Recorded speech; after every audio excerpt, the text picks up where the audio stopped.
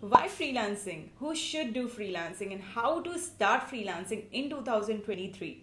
Let's talk about all these burning questions. So first, you can work for global clients while sitting at the corner of your room. Second, you can work at your flexible hours. Third, you can select your own client, you can set your own charges, you do not have to report anyone, and you can take off whenever you want.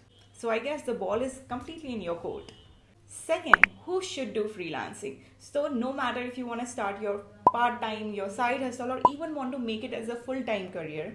So if you are a mom, if you can't step out of your home but looking for some work from home opportunity and want to become financially independent, it's a great choice.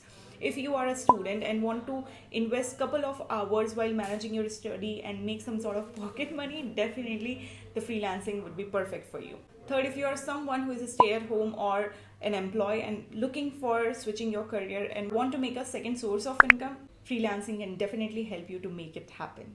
So in a nutshell, freelancing is perfect if you want to make significant income just with the internet and laptop, investing couple of hours in a day. Now, if you want to start your freelancing in 2023, then you need to follow these 5 steps. To know, please read the caption. And don't forget to save for later.